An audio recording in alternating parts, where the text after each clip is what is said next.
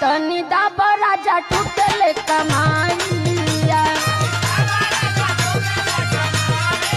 अरे मम्मी के तोरा से बर्दाश्त होई एकरी अलावा कुछ और जाने ला।